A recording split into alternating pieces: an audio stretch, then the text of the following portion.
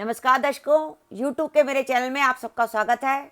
आज मैं आपके लिए लेके आई हूँ मेष राशि का मई 2020 का राशिफल। मेरा राशिफल आपकी चंद्र राशि पर आधारित है।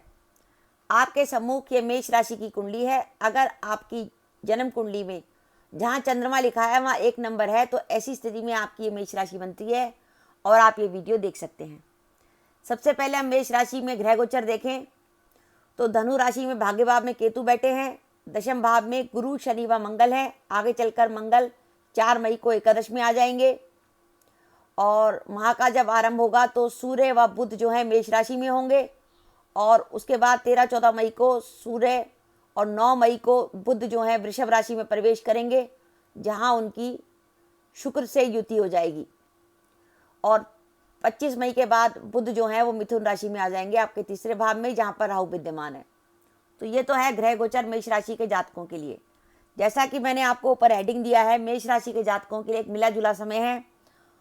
2-3 ग्रह तो काफ़ी अच्छी पॉजिटिविटी दिखा रहे हैं, जिसमें शुक्र, बुध व मंगल हैं, जो इस बात का संकेत दे रहे हैं कि आपकी काफ़ी प्रॉब्लम आपकी सॉल्व हो सकती हैं और आपके काम में आपका मन भी लग सकता है। सबसे बड़ी बात यह है कि अब मई के माह में एक विशेष घटनाएं होने वाली है कि मई से लेकर सितंबर के बीच में गुरु व शनि जैसे ग्रह वक्री रहेंगे। 11 मई को शनि वक्री होंगे और 15 मई को गुरु वक्री होंगे और वो जो है सितंबर तक जो है वक्री रहेंगे। और इसके साथ ही शुक्र भी वक्री हो रहे हैं, जो जाके जून में जो है मार्गी हो जाएंगे। तो माह के मध्य में हम अगर देखेंगे तो कुंडली में शुक्र, गुरु व शनि जो है वक्री हो रहे हैं। अब इसमें विशेष बात यह है कि अगर आपकी जन्म कुंडली में गुरु, शनि व शुक्र वक्री हैं, वक्री अवस्था में है, यानी जहाँ पे गुरु, शनि व शुक्र लिखा है उसके आगे वाह लिखा है या आर लिखा हुआ है, रेट्रोगेट लिखा हुआ है, तो वो वक्री कहलाएगा ग्रह। तो ऐसी स्थिति में इसका प्रभाव आपके ऊपर अधिक पड़ेगा। और इसमें कई बार ऐसा होता है कि आपका जैसे कुछ काम चल रहा है तो अचानक वो काम रुक जाएगा, और जब ये गुरु शनि वक्री होने के बाद जैसे ही मार्गी अवस्था में आएंगे तो काम एकदम शुरू हो जाएगा, वो काम पूरा भी हो जाएगा। तो ग्रह की स्थिति है कि ग्रह वक्री होने पे काम की गति को स्लो कर देता है। रीजन क्या होता है कि वैसे जब ग्रह मार्गी रहता है वो एक ही राशि का फल देता है। इस समय जैसे गुरु व शनि मार्गी हैं तो वो दशम भाव का ही फल देंगे और जहाँ पर उनकी दृष्टि है वहाँ का फल देंगे। लेकिन अब क्या होगा कि जैसे ही गुरु वक्री होगा, शनि वक्री होगा, तो अब शनि वक्री होने पर शनि दशम भाव का भी फल देगा और नवम भाव का ही फल देगा। इसी प्रकार गुरु भी दशम का फल भी देगा और नवम भाव का ही फल देगा। तो ग्रह की पावर जो है बढ़ जाती है, वो दोनों भावों का फल देने लगता है। तो ग्रह क्या पहले से कमजोर हो जाता है, तो कामों की गति जो थोड़ी सी आपको स्लो मिलेगी। यानी पहले जितनी तेजी से काम हो रहे थे वो काम आपको लगेगा जैसे वो स्लो हो गए, क्योंकि गुरु के वक्री होने पर ग्रह की शुभता तो बढ़ती है। क्योंकि गुरु के वक्री होने पर शुभता इसलिए बढ़ती है कि जहाँ गुरु एक राशि में बैठा था, 3 राशियों को अपना शुभ प्रभाव दे रहा था, अब वो 2 राशियों में बैठने का प्रभाव और बाकी 6 राशियों पर शुभता का प्रभाव देगा। तो आपकी कुंडली में शुभता में वृद्धि हो जाएगी। इसलिए कहा जाता है कि गुरु जैसा ग्रह जब वक्री होता है तो कुंडली में शुभ प्रभाव बढ़ जाता है। लेकिन उसके साथ ही गुरु आपका थोड़ा सा कमजोर भी हो जाएगा, क्योंकि एक साथ अब वो 2 भावों का फल देगा। और यही स्थिति शनि पे लागू होगी, यही स्थिति शुक्र पे लागू होगी। तो इसलिए कहा जाता है कि जो वक्री ग्रह होता है वो पहले से कमजोर हो जाता है और उसके आने के बाद आपको लगता है आपके काम थोड़े से रुक गए।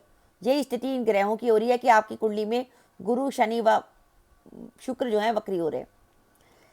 इसलिए मैंने लिखा है कि वक्री होने से गुरु की शुभता में वृद्धि होगी, क्योंकि गुरु तो अभी मकर राशि का आपके दशम में बैठा है। लेकिन जब गुरु वक्री हो जाएगा तो गुरु धनु राशि का भी इफेक्ट देगा, जो आपके भाग्य भाव में है, तो जिससे मिलेगा आपको भाग्य का साथ। शुक्र यहाँ पे आपको अच्छा प्रभाव दे रहे हैं। शुक्र जो है आपके धन भाव में बैठे हैं, कुटुंब के भाव में बैठे हैं, आपको धन लाभ की स्थिति बना रहे हैं। कुटुंब में प्यार व स्नेह रहेगा, जीवन साथी से पूरा सुख मिलेगा। आपकी गायन और कला वगैरह जैसे क्षेत्रों में, पेंटिंग वगैरह में, चित्रकारी वगैरह में, पाक कला में, इसमें आपकी रुचि हो सकती है। और शुक्र जो है यहाँ पर जून तक वक्री रहेंगे। अब हम बात करते हैं बुध की। तो बुध जो है 8 मई तक तो मेष राशि में है। मेष राशि में बुध इतने बढ़िया नहीं है, क्योंकि वो थोड़ा सा प्रॉब्लम क्रिएट करेंगे सूर्य के संग, क्योंकि वो षष्ठेश होकर पंचमेश के संग है, जिसके कारण थोड़ी सी प्रॉब्लम हो सकती है। लेकिन उसके बाद बुध जो है वो 9 मई से लेकर 24 मई तक आपके धन भाव में रहेंगे, अपने मित्र शुक्र की राशि में रहेंगे, जहाँ पे धन लाभ होगा, मान सम्मान में वृद्धि होगी और आपको भाई से सुख मिलेगा। मंगल की पोजीशन देखिए, मंगल 4 मई तक यहाँ पर है। उसके बाद मंगल जो है आपके एकादश में आ जाएंगे। मंगल लगन लग्नेश होकर एकादश में आएंगे, जो मंगल जो है 3, 6 और 11 का ही फल देते हैं। तो मंगल के आने से मिलेगी आपको खुशी व धन, भाइयों से सुख मिलेगा, आपका कोई जमीन जायदाद से जुड़ा काम था उसमें लाभ होगा, आपकी हेल्थ इंप्रूव होगी। जैसा कि मैंने पहले आपको बताया था कि माह का जब आरंभ होगा तो लगन में पंचमेश सूर्य उच्च के होंगे और उनके संग षष्ठेश बुध की भी होगी, युति होगी, क्योंकि बुध यहाँ पे आपके मित्रों के भाव के कारक हैं और ऋण रोग शत्रु के कारक हैं, और पंचमेश आपके मित्रों के भी कारक हैं और संतान के भी कारक हैं। तो माह के आरंभ में ऐसा हो सकता है कि आपका किसी प्रकार से कोई मनमुटाव या विवाद हो सकता है। तो ऐसी प्रकार की स्थिति को अवॉइड कीजिए।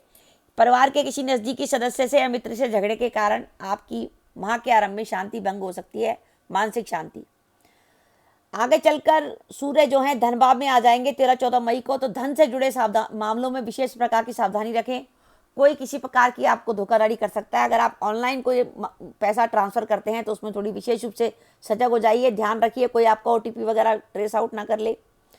और क्योंकि सरकार का कारक है सूर्य, इसलिए सरकार से जुड़े कामों में भी सावधानी रखिए।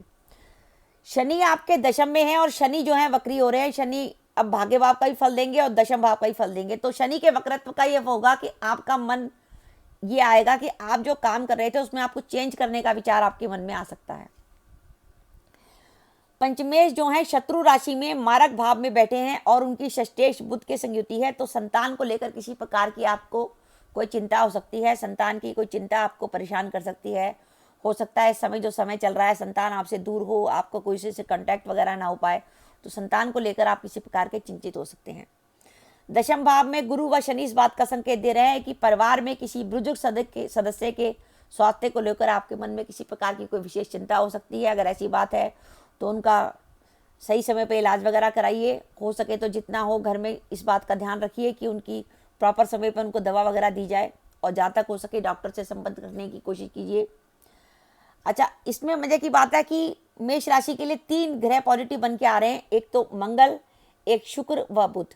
अगर आपकी जन्म कुंडली में भी ये ग्रह अच्छी शुभ अवस्था में हुए, जैसे मान के लीजिए कि जन्म कुंडली में शुक्र आपके धनभाव में ही बैठा हुआ है और बुध भी आपके धनभाव में बैठा हुआ है और मंगल आपके लाभ भाव में बैठा हुआ है, तो आपको फल और अधिक अच्छा मिलेगा।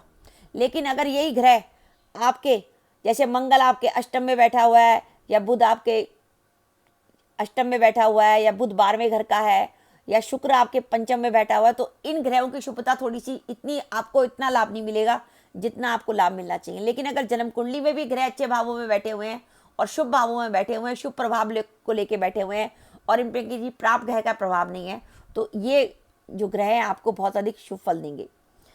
आपकी कुंडली में सप्तमें शुक्र वक्री हो रहे हैं और कुटुंब के भाव के स्वामी होकर शुक्र वक्री हो रहे हैं। शुक्र एक ऐसा ग्रह है जब वक्री होता है तो आपका चाहे जीवन साथी हो या आपका प्रेमी संबंध, जो प्रेमी हो, प्रेमी प्रेमिका हो, उनमें आपस में एक दूसरे के प्रति अपेक्षा बढ़ जाती है। आप ज़्यादा उम्मीद रखते हैं कि वो हमारे लिए ये करेगा, वो हमारे लिए ये करेगा, और अगर वो उम्मीद नहीं पूरी होती है तो कई बार विवाद की स्थिति बन जाती है। इसलिए देखा गया है कि कई बार जब शुक्र के वक्री होता है तो पति पत्नी में किसी प्रकार का मतभेद भी हो जाता है, लेकिन जैसी शुक्र मार्गी होता है सारी चीज़ें फिर दोबारा से नॉर्मल हो जाती हैं।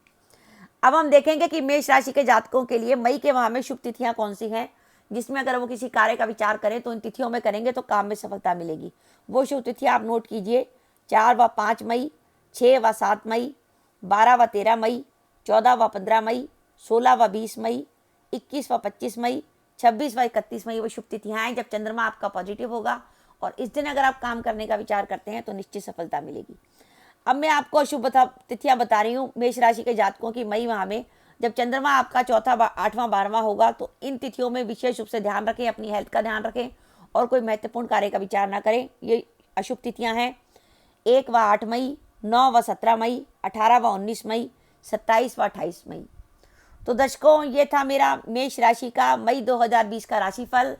आज हम जिस दौर से गुजर रहे हैं, देश में कोरोना का संक्रमण है, देश में डॉक्टर लगे हुए हैं कि हम सब लोगों की हेल्थ ठीक रहे। अब हमें लोगों के ऊपर भी निर्भर करता है कि हम अपने स्वास्थ्य के प्रति पूरा सचेत रहें, अपनी हेल्थ का पूरा ध्यान रखें। अगर घर में माता पिता हैं तो उनके स्वास्थ्य का भी ध्यान रखें और इस बात का ध्यान रखें कि पूरी तरह सफाई का ध्यान रखें, क्योंकि अगर एक देश में सारे लोग स्वस्थ होते हैं तो उस देश की भी उन्नति सम्मिलित होती है। और इस समय कोरोना के इस काल में हमारे लिए सबसे बड़ी देशभक्ति यही होगी कि हम सबसे बड़ी प्रायोरिटी पर अपनी हेल्थ को ध्यान रखें, अपने मित्रों के भी स्वास्थ्य का ध्यान रखें, सबका ध्यान रखें। परिवार में कोई बुजुर्ग हो उसका भी ध्यान रखें, घर में सफाई का ध्यान रखें, सोशल डिस्टेंसिंग का पालन करें, जिससे हम जल्दी से जल्दी हमारा देश जो है कोरोना के जो संक्रमण रोका है, संक्रमण से मुक्त हो जाए और हम फिर से स्वस्थ वातावरण में रह सके और हमारा काम जो लॉकडाउन की वजह से रुका हुआ है वो हमारा काम नए तरीके से शुरू हो सके। मन में किसी प्रकार की अशांति मत लाइए। काम अगर रुका भी हुआ है तो आप ध्यान रखिए, पुराने समय पे ध्यान दीजिए, आपने पुराने समय में क्या किया था, क्या गलती करी थी, उस पर ध्यान रखिए और फ्यूचर की प्लानिंग करिए, जिससे जैसे ही लॉकडाउन खत्म होता है तो आप नए उत्साह व जोश से अपना काम कर सकें। तो दर्शकों, मेरा ये था मेष राशि का मई 2020 का राशिफल। आपको कैसा लगा नीचे कमेंट बॉक्स में कमेंट करिएगा। इसके साथ ही दर्शकों, अपना वीडियो समाप्त करने से पहले मेरे आप सबसे प्रार्थना है कि अगर आपने मेरा चैनल अभी तक सब्सक्राइब नहीं किया तो कृपया मेरा चैनल सब्सक्राइब कर दें, साथ ही बेल आइकन को भी दबा दें, जिससे जब भी मैं अपने वीडियो अपलोड करूं उसके नोटिफिकेशन आपको मिल जाए और आप मेरा वीडियो देख सकें। इसके साथ ही नमस्कार दर्शकों, जय माता दी।